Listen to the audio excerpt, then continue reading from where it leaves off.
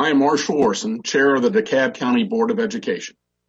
On behalf of the entire board, I hope all of you and your families are staying safe during these unprecedented times. We want to thank you for sharing your time with us this evening. Tonight is the first of 2 town halls we are hosting so the community can hear directly from our sole finalist for superintendent, Dr. Rudy Crew. In normal times, these town halls would have been in person, as we would have preferred to give each of you the opportunity to interact with Dr. Crew face-to-face. Since that is not possible given the current circumstances with COVID-19, we have scheduled and held a series of virtual meetings throughout the week, including these town halls. We are thankful there are technology alternatives to help us through this process. And we commit that once Dr. Crew is on the ground and circumstances permit, we will arrange in-person meetings with the community. Hopefully, you have already had an opportunity to learn some about Dr. Crew. He is a national leader in public education, having led the country's largest school district, New York City, and the 4th largest school district, Miami-Dade County. He was named the 2008 National Superintendent of the Year by the American Association of School Administrators. Throughout our search process, we heard 3 consistent themes about Dr. Crew. He's an innovator with a proven track record of delivering results. He's a career champion for public education, and he understands what it takes to partner with parents, teachers, and the community to get things done. To this end, we were pleased to learn that after conferring with their sister organizations in New York and Miami, the Georgia Federation of Teachers is supporting Dr. Crew for superintendent. I also want to assure you that the board's vetting process for the superintendent search was exhaustive, and we had extensive conversations with Dr. Crew about both his vision for DeKalb and his history. Dr. Crew is a straight shooter, and he demonstrated this characteristic in our discussions, something I expect the DeKalb community will learn during these meetings. What we also saw from Dr. Crew was a passion and enthusiasm for the future of the district. For tonight and tomorrow's sessions, we have made every effort to structure these virtual town halls to be consistent with our traditional public meetings. As part of that effort, we ask that questions be submitted in advance. We want to give Dr. Crew the opportunity to answer as many questions as possible, which is one of the reasons we scheduled 2 town halls. We received numerous questions from the community for Dr. Crew. We want to thank everyone who took the time to share their input. Since we will not have time to address each question individually, questions have been selected that are representative of the most common topics and themes shared with us. I also want to thank Tucker City Councilwoman Michelle Pincava, who is serving as tonight's moderator and who has served in such a role in the past. Michelle also is an active parent, having served on the Tucker Parent Council as well as the Board of Parent Councils United.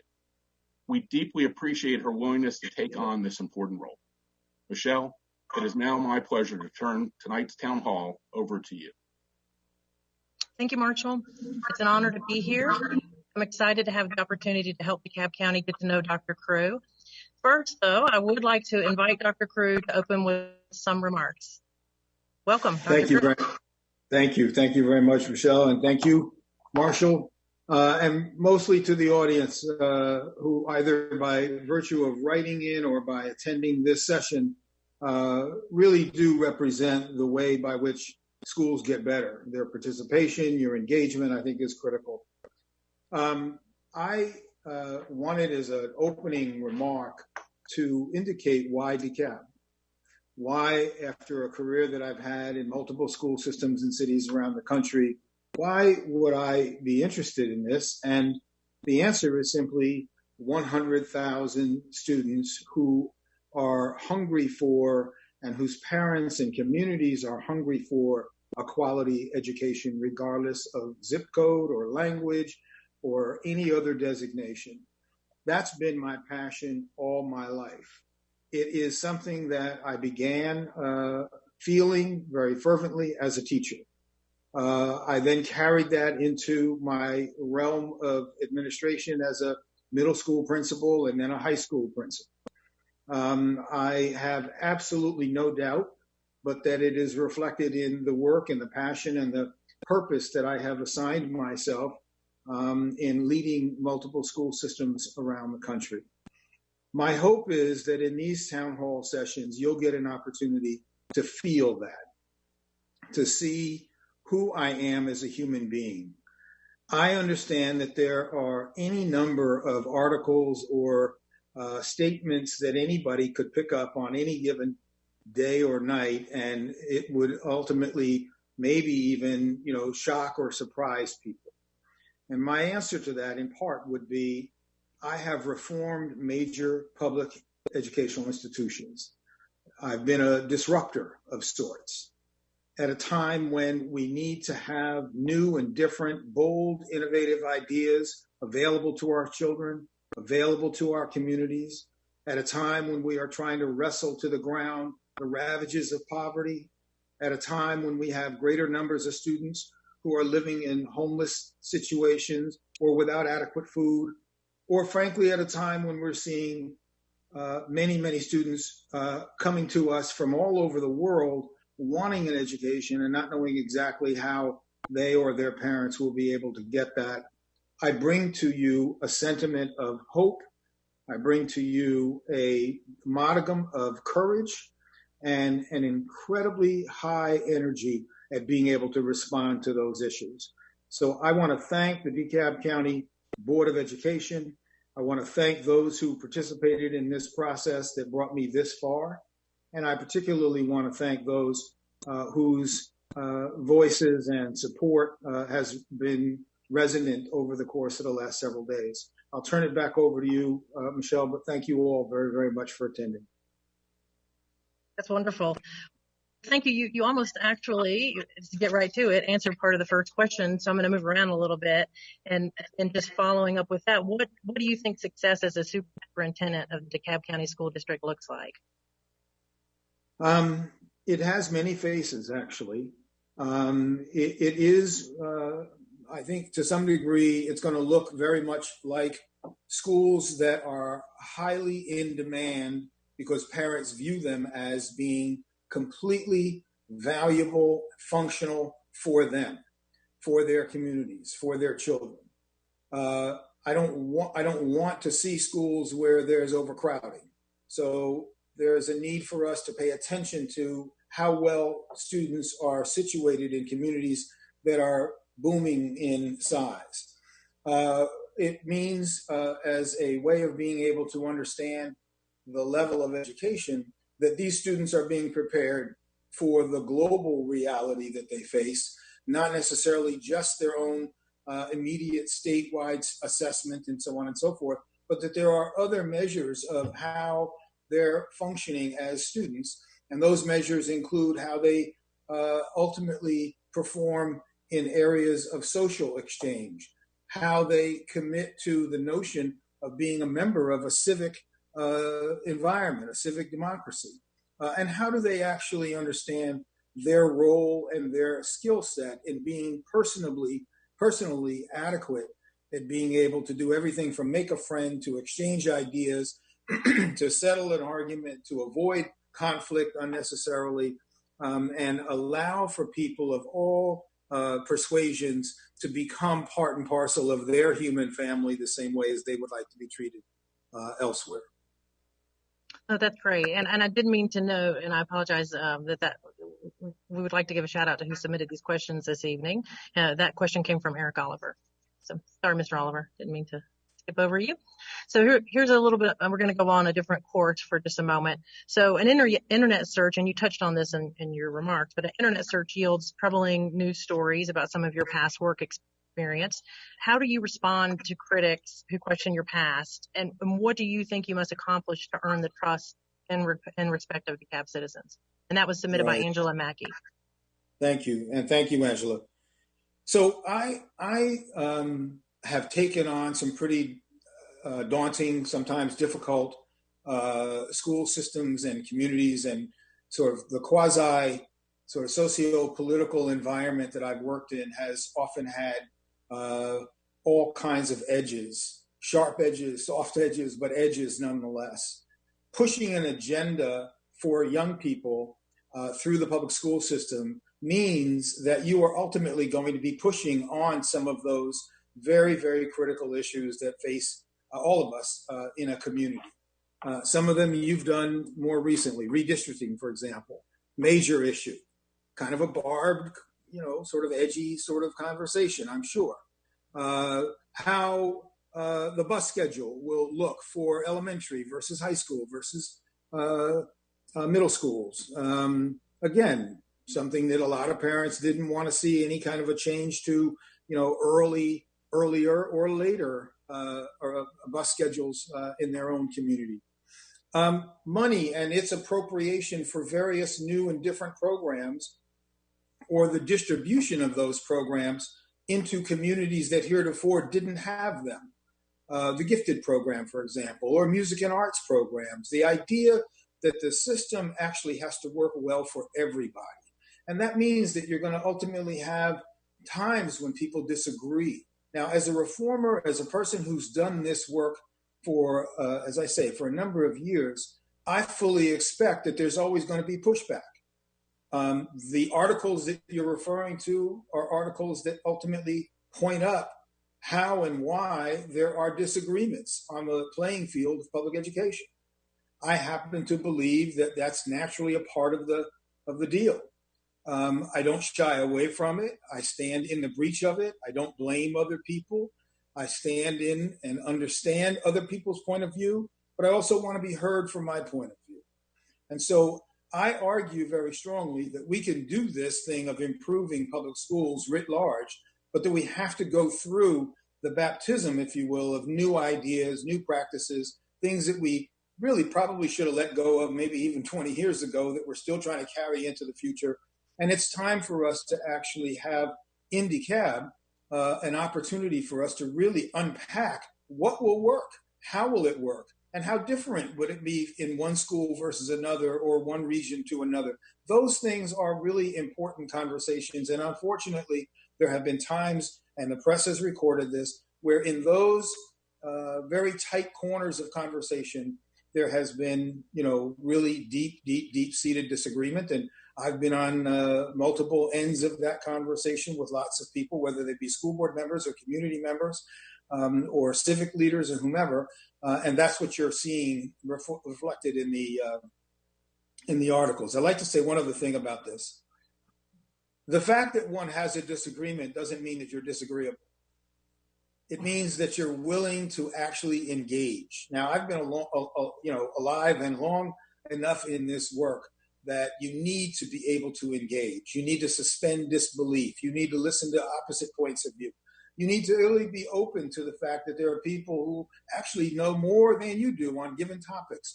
There are countless numbers of ways by which you make not just good policy and good practice, but you make really good constituents and good colleagues and partners. I'm interested in all of that as it relates to being the superintendent, and believe me, that would be what you'd see out of my behavior. Great, thank you. So, in the age of the coronavirus pandemic, which we're all living obviously right now, what do you see as the top priorities of the school district related to, number one, the students, and also to the faculty and staff? I mean, is it too early to say that you have plans to tackle any of those priorities? Then this question comes from Teresa McKenzie. Thank you, Teresa. I think that, first of all, sort of health and safety comes first. People have to feel that as we move toward a new and different aftermath of Corona, that schools are safe, that they're available to them in ways that they need them to be available, and that they can come back, whether they're a teacher or a principal or an aide or whomever, that they're literally going to be in a safe environment. And the district has taken time to care about that and register that and share it with people writ large. But secondly, I think we got to get back to the business of educating young people. And I say back, it doesn't mean that people haven't been doing that, on the online platform. It just means that we actually have to get back to the engagement part of education. Education is a relationship, and these relationships require, connectivity, and not necessarily just technological connectivity, but human connectivity. I view getting back after the virus has sort of subsided, I view us getting back to a time when we are concerned very much with students and families and communities that have lost people, that there's an emotional and social safety net for people who actually mourn or have been mourning the loss of people or the sickness of people in their families or the loss of jobs of family members and so on and so forth. So I think we've got to pay attention to that. I love the work that psychologists do and sociologists and nurses and those people. I mean, I think that they really, really continue to build that net and give parents and students a way of feeling that they're being warmed back into the school. But then I think there's also the issue of, sort of the math, the reading, the arts, the idea of cognitive development and so forth. And I think teachers really will be wonderfully adept at being able to know exactly how to produce both in real terms and time, as well as on a device, real experiences for students that they begin to feel that school's back in session, that they're doing meaningful work, that they've got homework to do, and they've got things to complain about, and that there are things that really people want ultimately to kind of resume some sense of normalcy in a post-coronavirus era. I look forward to seeing more and more of that in a graduated fashion. I don't think this is an ollie in free. This is going to be something that we actually have to take our time and be thoughtful about. Patience will be the watchword of this, and a way of being able to understand that learning, even now, is happening for our young people, and that therefore there are things that we've done in the course of the last several months. And my hat's off to all of the educators who have been responsible for this. But there are things that we've done that I think actually may, in fact, bode well for the future. The use of technology is something that really we need to really have done, frankly, 10, 20 years ago. How teachers are given professional development and supported in this endeavor, something we should have done a long time ago. So moving this forward means bringing the best of our experiences out of Corona, but also using some of our God-given understandings about how human beings feel and need to feel in terms of a safe environment. That's the way we're going to have school begin again. And that's great. It's a complicated time for sure. The next question comes from Jennifer DeWeese. Jennifer asks, how will you create an equalization of resources across low and high income schools in DeKalb County? Well, that's a tricky one. That's one of those ones when I've said a moment ago that they'll write an article about me someplace or have already about when it comes to this kind of thing. But frankly, I don't think it's about equalization as much as it is about differentiation. That we need to really understand that there are communities that need different things, and schools that need different things, and teachers who need different supports. And the way by which we understand how to use funding in a differential model so that we're not necessarily applying a one-size-fits-all for all schools or for all communities or for all children, whether that's instructionally or whether that's in terms of resources available to them, or whether that might be in terms of the kind of ways by which these particular students or particular students in a given school might acquire new knowledge. We have to be open to the idea that differentiation is not a bad thing. Neither is the way by which we have to then follow funding for that differentiation. I'm excited by the fact that I've seen so many new, pretty novel ideas that have been implemented in DeKalb, programs that I think very, very much speak to what I'm describing now about differentiation, and allows for students to pick and choose, or their parents to pick and choose experiences that really do amplify how they learn. This is a really important body of work. It deals with how the brain functions, and it's not the same for everybody. It deals with the ways by which young children are going to acquire literacy skills and language skills. It deals with ways by which we're going to have to ultimately create maybe even new and different opportunities for students to graduate from high school and upon doing so, onboard into a post-secondary institution or go directly into a business field. But giving them those experiences earlier, giving them access to these kinds of experiences, that really is the heartbeat of what it means to create equalization. It's giving everybody access to the things that they need in order to be successful, both academically socially and civically. Thank you. Thank you. The next question comes from, and I'm going to mispronounce it, I'm so sorry, but Anashe Wright. I hope that's correct. And she's asking you specifically about curriculum. I'm not sure how much time you've had to dive in to the details of our current curriculum. But her question is, how will the DeKalb County School District, with you, create a more culturally relevant curriculum and learning experience that equips students with rich learning opportunities that promote independent thinking and leads to measurable change in their communities? That's a wonderful question. And actually, I appreciate that. If I'm not mistaken, I've seen that question from her maybe on another platform in LinkedIn or something like that. Anyway, maybe not. Yes, you may have. Yeah, but I think it's a great question. And so here's my response. I think we've got to have a non-toxic conversation about cultural literacy. When I say non-toxic, I mean, this isn't about blaming anybody historically. This is about including everybody futuristically. This is about being able to say that we now know who you are, not just by your history, but by what we actually see you being able to project about your future. We want that to be part of the curriculum. That needs to be a part of the curriculum. Our children need to see it as a part of the curriculum. And it needs to be reflected in the teachers and the administrators and the bus drivers and in every single way by which the human curriculum translates what's valuable about learning.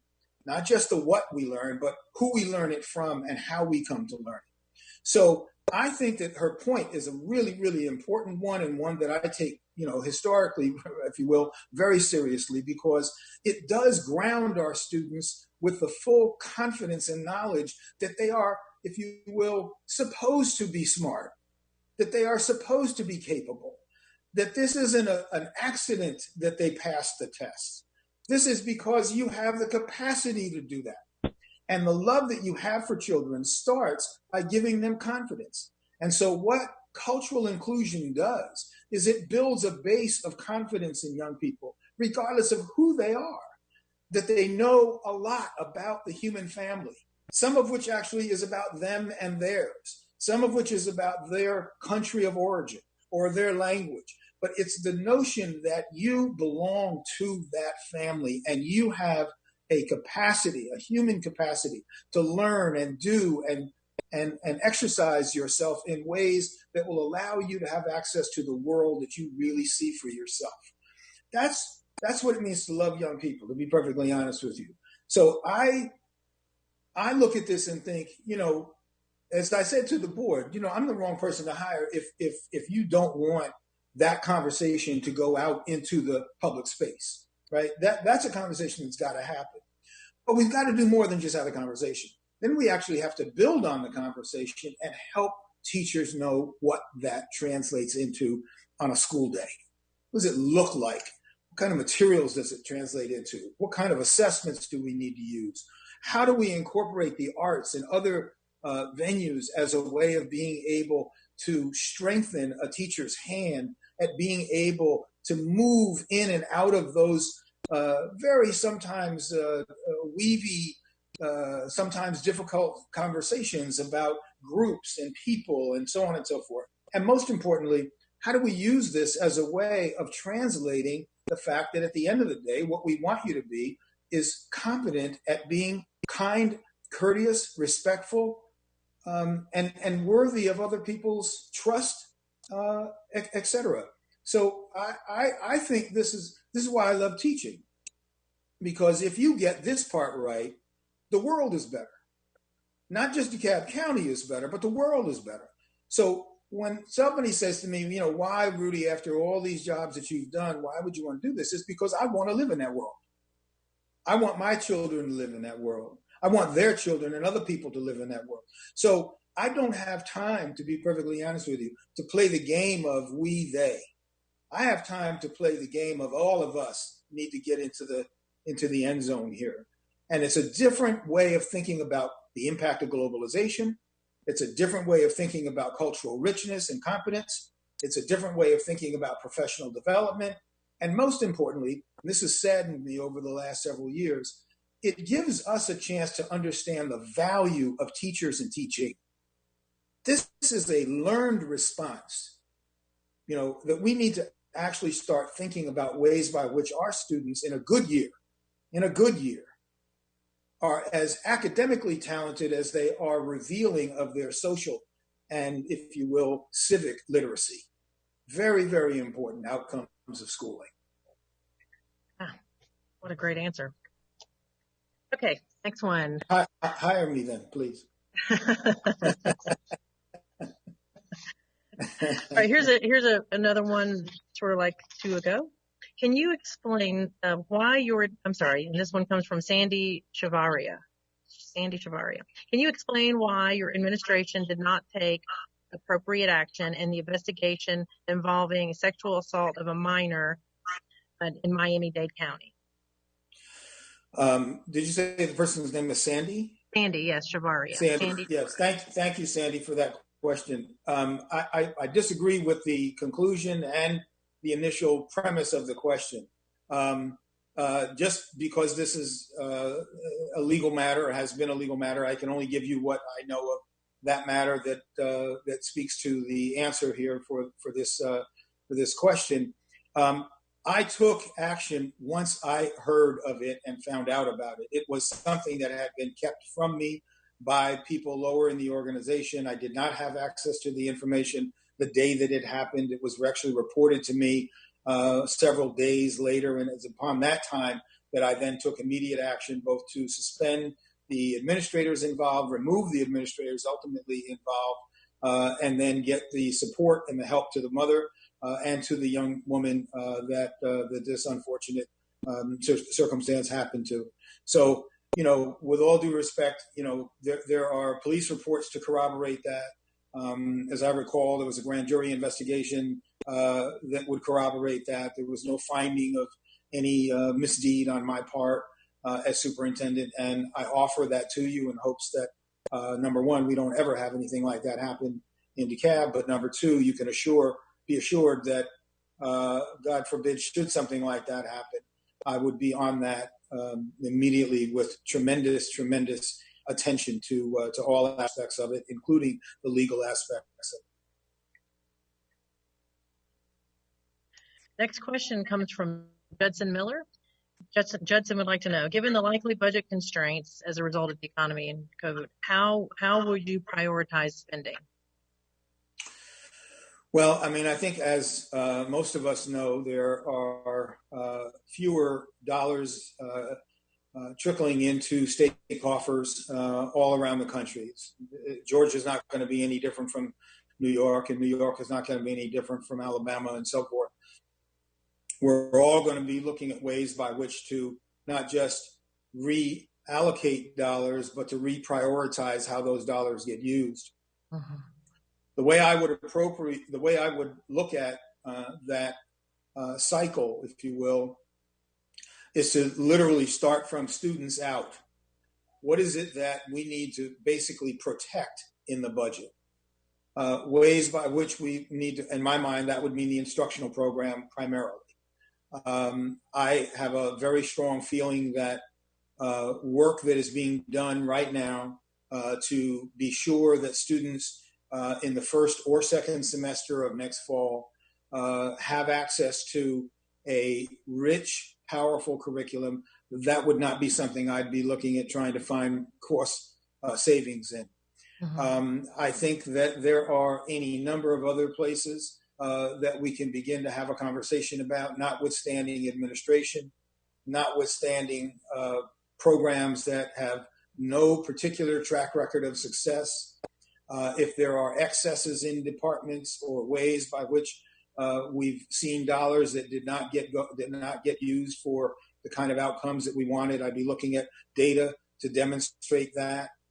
I would see a way of being able to prioritize, if you will, and maintain vigilance on the arts as a way of being able to teach young people. I happen to believe that that is a major tool that oftentimes gets overlooked as a way by which people develop their own cognitive strengths and skills. So I look at this and think this is from the inside of a classroom out is the way I think about protecting, if you will, the priorities of the budget. Obviously, the board's work in the strategic plan would be a major factor in that. Are there things that we really may need to move to another budget cycle, for example, that maybe had an initial set of dollars earmarked for them? Are there things that we want to try to do, but really don't have enough of our own dollars to do, but maybe we can leverage through partnerships and supports from the outside, leverage other dollars to help us to do that in this short term? So I just think that there's going to be a way where we just have to understand that this is a time for everybody to trim their sails in one form or another. I would come in with that in my mind. I have no preconceived notions about any particular program or anything like that, but I do know that my experience tells me that this is going to be something that is going to be vital to the survival of the district going forward. Thank you. Thank you. So Barbara Flanagan asks, this would be a great one. What is your leadership style and approach, and how have you used it to gain the support of the stakeholders for higher performance school districts? Thank you, Barbara. My leadership style is to be pretty high energy, high engagement. I believe very strongly that, I have a lot left in my tank to want to do this, so to speak. There've been some questions about that. Let me just, I don't agree with the premise of that either. But I do think that it's going to be important for people to understand that I drive very, very, very hard. It's been said that I try to cram, 5 years worth of work into 3 years. And there's some truth to that, because I think that there are things we have to know more about. And the data are helpful in being able to know that. But also, we have to take more risks. And the more you risk, the more you learn. And the things that my leadership style support are ways by which we lean into that risk. We commit ourselves to really opening up the portals of new ideas and new thinking without risking being looked at or laughed at or thought that you're half, crazy in some ways. So I think that this is about connecting with people from a relationship standpoint. I'm saddened that we're having to do this town hall this way for that very reason. But I do think connecting with people in a personal way, being trustworthy, which I think is more valuable than necessarily always trusting people. I want to be trustworthy to people. I want to do what I say I'm going to do. And I ultimately I have a leadership style that essentially pushes the envelope. I've never, sort of seen public schools in America, whether they be high-performing schools or schools that are on the bubble or schools that are low-performing. I've never seen them, but that the things we are able to provide, and there are three things. One is a real high sense of human caring, a real high sense of expectations about learning, and an incredibly rich array of diverse ways and pathways into how these children will learn. Every high-performing district, every high-performing school that I've ever seen has those characteristics in tremendous supply. So if I were fortunate enough to get to be the superintendent of DeKalb, I'd be looking at how do we promote and build that in every school in DeKalb County. Great. Holly Steele asks, State Control report of Medgar Evers College stated that the college had a weak financial control environment and that you used tens of thousands of dollars of taxpayer funds for personal use. What are your comments about that? And did you discuss this with the DeKalb County School District Board of Education prior to you being selected as the sole candidate? Thank you, Holly. Yes, thank you very much, Holly. First of all, again, you got to be careful that you don't necessarily bite off everything in a newspaper article or whatever with the certainty that you can chew it. this is a case of this college, and in fact was very close to losing its accreditation when I came in 2013. It had come very close to losing its accreditation because of the fact that it had had a number of financial issues that it had faced from an auditor standpoint. It had had a number of academic issues that it had faced. And these are issues that I addressed when I first became president of Medgar Evers College. Now, the issue of using money for my personal gain is, again, completely incorrect. Let me just for the record indicate that I have never, nor is there any record of, nor anybody who will tell you in earnest that I have, in fact, used public money for a personal gain. I'm going to say that as clearly as I can. There is no truth to that whatsoever. So, if you want to have more information about it, then you would need to actually, and I'm happy to provide this for you, then you would really need to know what the auditors found. And what the auditors found was, number one, that there were things that had been, if you will, misbudgeted and misappropriated in years prior to my coming to Medgar Evers College. That's a fact. There had been dollars that had been spent for student scholarships that had not necessarily been accounted for before I came there. These dollars were the subject of an audit that ultimately required Medgar Evers, as an outcome of that audit, required us to pay that money back. We are currently paying $300,000 a year and will be doing so for the next several years as a way of being able to pay that money back. I don't know whether or not you're mixing this up, but I'm saying to you, those audits are audit findings rather are ascertained by the City University of New York. You're welcome to see them if you'd like to, and so on and so forth. As for the personal use of dollars, there has never been, and as I said, there never will be, any appropriation of public dollars that I use for my own personal purposes. What there has been is, for every president, there is, in City University of New York, there is a residence that is provided. That residence is also built by virtue of public CUNY dollars that go to the establishment of your household furniture, etc., your lights, your electricity, your fax machine, and so on and so forth.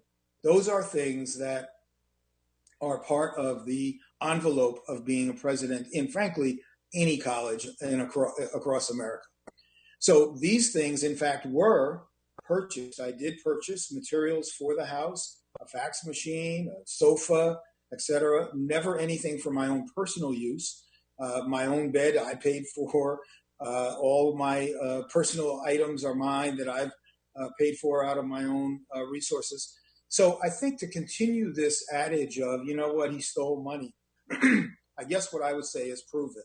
There has never, ever been, and there never will be, any such documentation of me having absconded with public money. Never.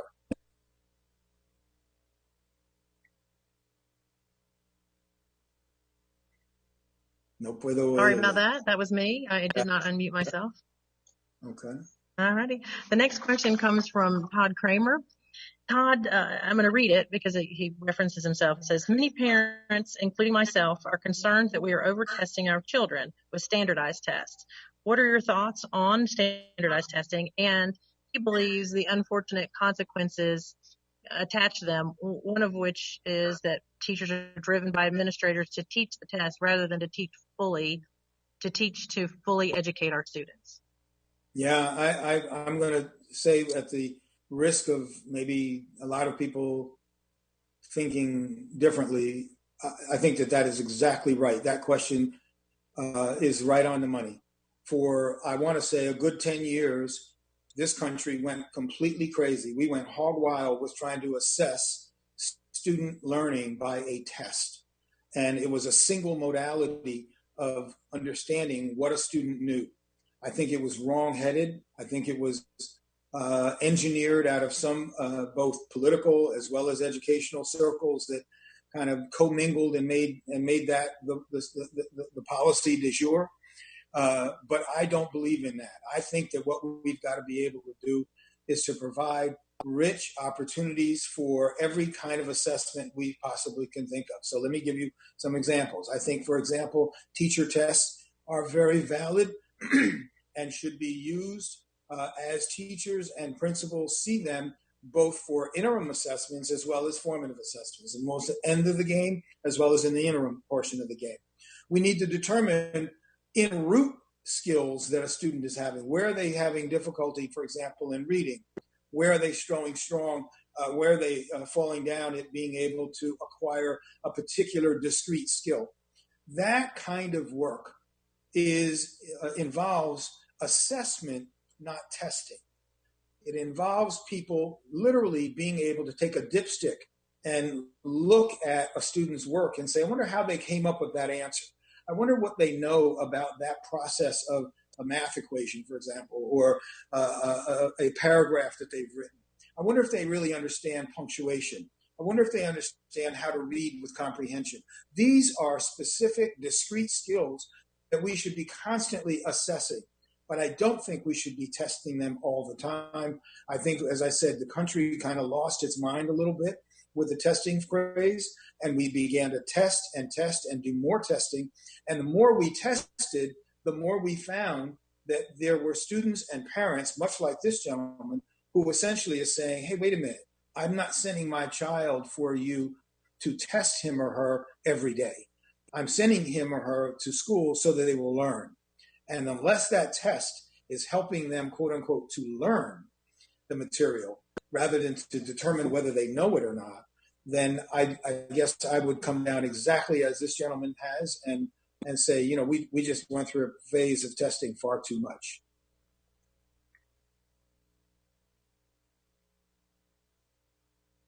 Twice in a row. Sorry. Thank you. It's okay. That's all right. I was going to say, I'm guessing there are a lot of people that are in fact going to agree with you and Mr. Kramer on that topic. So let's see. This is a great question. I'm so sorry about names. Dr. Shoshana Dianem would like to know, well, actually, she says, we are interested in learning more about your experience with the arts, both personal and professional, and how you plan to support our unique needs to help our students' continued growth and success. Wow. Thank you very much for that question, Shoshana. So I grew up in New York with a father who was a jazz musician. His love of life was jazz. He played music in New York City for a number of years. And my mother died when I was very young, so he would take me to all the juke joints in New York City, almost, you know, as sort of a way of being able to have babysitters. And I got an opportunity to spend a lot of time around musicians who were excellent in their craft, musicians who were coming up the ladder in their craft. But it was a chance for me to understand what did it look like for people to discover the passion of their lives and literally live it out every night, playing the guitar or playing a clarinet, etc. So I spent a lot of time around a lot of those musicians. Now, this happened to be in New York City, and it was one of these things where you really got an opportunity to see how much of a genius there is in the mind of a musician, how they put song and rhythm and rhyme and tune and sound together in ways that make for something that is just an exquisite sort of orchestra, if you will. It's wonderful to our ears. It's wonderful to our heart. It creates sentimentality. It gives us an opportunity to access feelings. It's a lot of wonderful things that happen out of that. As I became a teacher, I found myself watching students who were struggling, particularly with the way I was, at that time I was an English teacher, the way I was teaching. And they were struggling with this because they simply didn't come up with or get the understanding of a paragraph the way that I was introducing it or reading it to them, or they were reading it for themselves, and so on and so forth. But I found that if you put it in the context of some of their own lyrics, or if you put it in the context of a play, or of a scenario in which they were required to do something that was more natural to their own social grouping, like sing it or hum it, I found that they literally could run into the face of a gerund and not be afraid of it, or run into a sentence structure that they really understood as being a compound sentence structure that they no longer were unaware of how it worked or what the punctuation was for it. And I just fell in love with this marriage, if you will, between the arts and cognition. I didn't know at the time that there would later be an opportunity for us. I'm not supposed to use my hands. There would later be a moment when a lot of the brain research would point this out, particularly around mathematics. So I certainly wasn't aware of that as a high school teacher, but I literally began to see that in my students, and I began to try to figure out, well, why don't we do this for students whose literacy levels are very low, and we actually want them to improve in those literacy levels? Why isn't there a tool in the toolkit of America's teachers that would include access to the arts? And so when I became chancellor in New York City, I worked with the then mayor to reinstate the arts. They had all been decimated from years of prior budget cuts. I worked with the mayor to reinstate the arts program citywide. I had a major full court press on the marriage between literacy and the arts. We had summer camps that we essentially brought together artists as well as journalists, as well as English teachers, and worked with these students on doubling down in their skill development. And what do I find? I find that the school to prison pipeline is made up of young people for whom literacy was the one thing they never, ever, ever conquered. And what did I find? I found that we have countless numbers of students who are word phobic, reading phobic, unable to see themselves as capable students because they don't read well. And I find that is a tragedy in American life, that we do not have young people who across the board see reading as a baseline skill that they have conquered by the time they're in third grade. It's a really important body of work. I think it's really important to support teachers in doing this work, because what we have is a need for more and more and higher literacy across the board, and DeKalb would be no exception. Thank you. Uh-huh. So this one, I'm going to ask this question. It's here, and I've somehow separated it from the person who sent it in. So I apologize. We're going to call it anonymous. How about that? Uh-huh. What are some best practices that you have learned to provide better support for Spanish-speaking families and students? So I think, first of all, thank you very much. I don't know who is the person who asked the question. Do you have a name? No, I'm sorry. Somehow my notes are blacked out here. That's all right. But thank you very much. So I think that we have struggled in this country, as I mentioned before, with some of the horns of the issues that we've been on. And one of them has been this question of language. And I'm not talking about English language, but I'm talking about specifically Spanish. And the idea of acquisition of a second language was always thought of as a wonderful thing to do on the side, but it really wasn't that important, because after all, these aren't necessarily skills that you will need in the larger world. Well, I honestly believe that is exactly reversed. And my strategies for being able to create, where did she go? All right, drop something. That's right.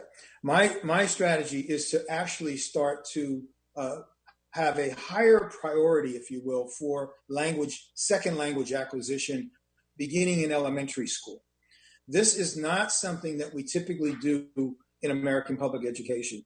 We reserve high school and sometimes middle school as the point of beginning for the acquisition of a second language.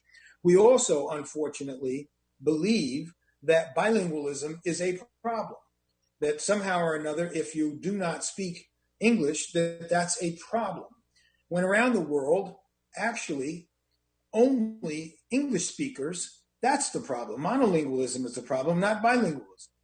So I happen to believe that strategies that literally begin to blend, if you will, language acquisition with a second language is important. I think being able to create classrooms in which there are dual language opportunities, absolutely critical. I think being able to signal the fact that we've got parents and community members, particularly in the Latino community, whose first language is Spanish, and they have a tremendous value proposition to us at being able to create a culture in which language is expressed as part of the beauty of learning. Song is in other languages. Dance is in other languages.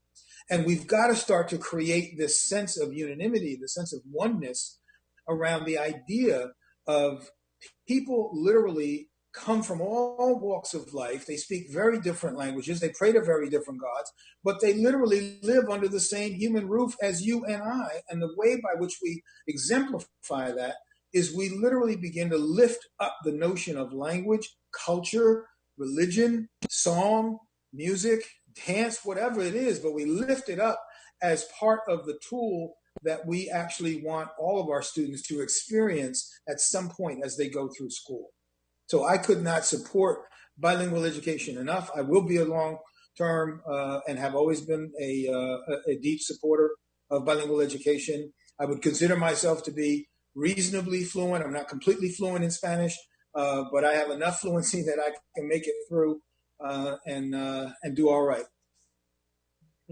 Great. We're going to test you on that at some point. You realize? I'm sure you will. I'm sure you will. So I'm going to circle back to a question from Nettie Brown. You sort of touched on this, but now that we've had a little opportunity to talk, I feel like it could be a fuller sort of conversation. So what is it exactly about DeKalb County? You mentioned the students before, the 98,000 students, but what is it about DeKalb County and this opportunity that interests you at this time in your career? So there are, I'm sorry I didn't give a more full answer. Oh, no, and actually you answered it before we asked it, so I wanted to wait and come back to it. This is from Nettie Brown. Yeah, you sort of introduced it. Yeah, thank you, Nettie. Thank you very much. So here's what I know. I've run very large school systems, and then I've run some smaller ones in the 35, 40, 50,000 pupil range. My experience is that there are four critical areas that I think, particularly urban schools, of which I would consider DeKalb to be, that there are four critical areas that are, if you will, sort of the jugular vein issues that I look for in a school system to determine whether or not it's even winnable, to really put it honestly. One of them is this whole issue of its focus on literacy. Can the system remain focused on literacy, instruction, assessment, support, professional development, etc.? Can you stay in that place and do the deeper dive of helping teachers to help children learn how to read, and then in many cases create pathways for students who are not reading and are older age students, but literally allow them to catch up in the system as well? So this notion of literacy and the conversation about literacy, the ideas of literacy, the connection to museums and various other entities that have, a desire to see this as well. Can you enlist people in that army so that we have communities across the board that are literate? America suffers from this writ large. I'm not going to say that's true just in DeKalb. It was certainly true in New York, certainly true in Miami. But we've got to raise the literacy level, which means that we've got to start with building confidence in young people. Secondly, I look for districts that have a desire to really spend time helping teachers, not blaming teachers. I'm not a person who goes, I don't blame anybody for my misfortune, deeds, good, bad, or indifferent. As I've said to the people who've, came up with these articles and so forth, listen, I'm going to stand in that breach and I'm going to defend myself from morning, noon, and night. I don't want to have to do that for the rest of my career, but whatever it takes, I'm going to ultimately stand there and say that. However, too much of that becomes a distraction. And what I really want to spend time on is the idea of supporting teachers. We went through again in this testing modality that we went through in the country. We went through this period of, well, what do we do if we catch teachers not doing a very good job of teaching? Well, I'm not against accountability, but I am against blaming people. I am against being able to either blame children for their conditions or blame teachers for their conditions or even blame parents for their conditions.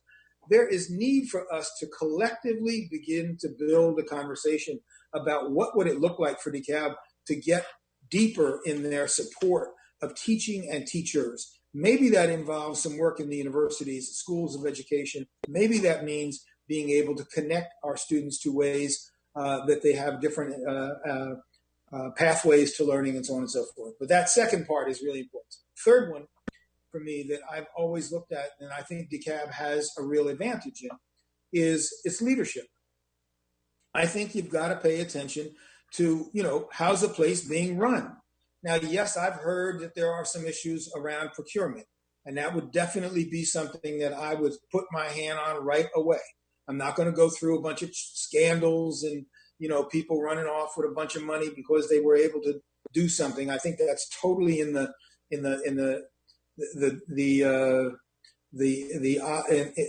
de minimis. But nonetheless, it gives people a shock, if you will, and when those kinds of things happen. So you got to get that stuff right.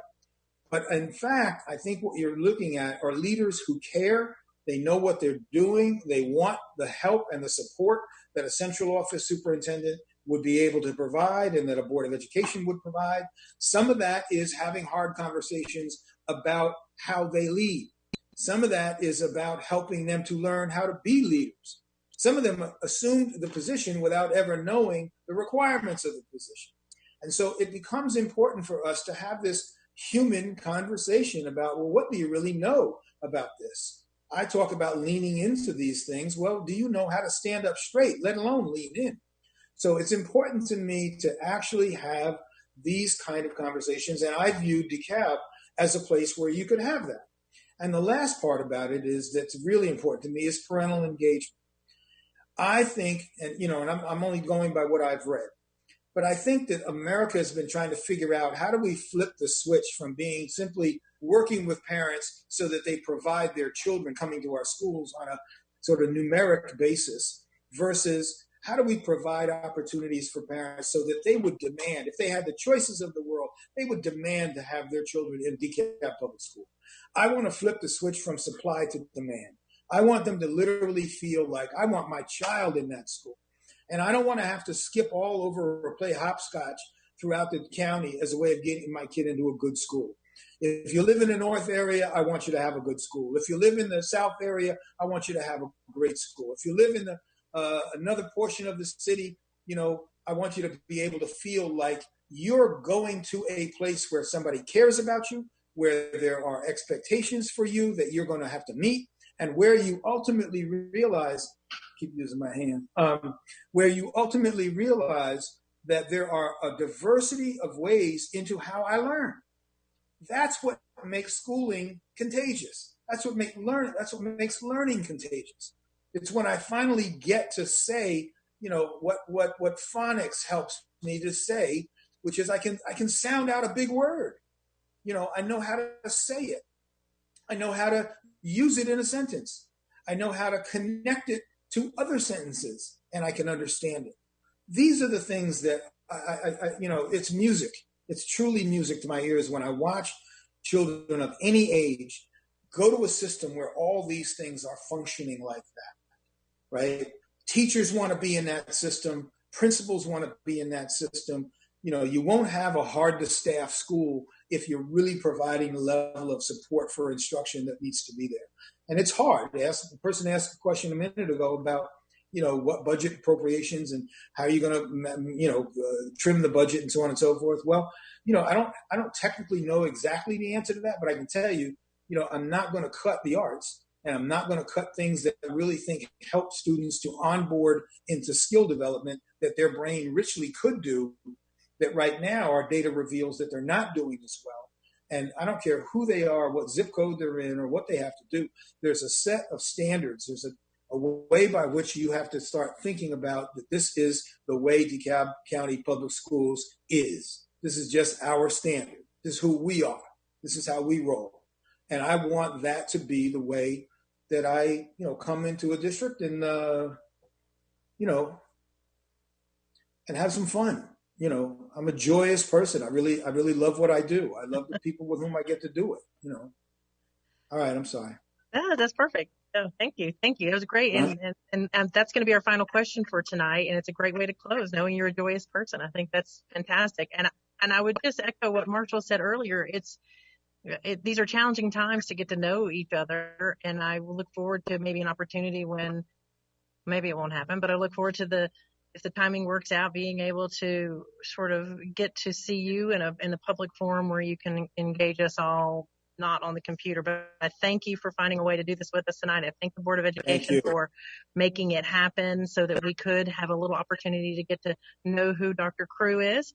And I just want to remind everyone that this is only part one. So tomorrow night you can watch the second half of Dr. Crew answering questions that you've submitted with Ernest Brown at 6:30, same place, same time. And I'm going to ask Dr. Crew, if you would please, if you would just lead us out, and you can give us our close, and we will end the meeting right after that. And thank you very much. Thank you so much. Thank you all. Thank you to the Board of Education. Thank you to those who are in the technical booth someplace behind this screen. And thank you to all of the people who took time to write a question and send it in. I would only close by simply saying, this is a labor of love for me. There's nobody who's forcing me to go do this. I'm not a person who, sort of easily is manipulated or does what the sort of popular stuff is. I just believe that America needs a school district like DeKalb County to show up in the winner zone and show that it's possible across the board to teach every child every day to a standard of love and affection and cognition that we would all be proud of. So I'd like to be a part of that journey. Thank you.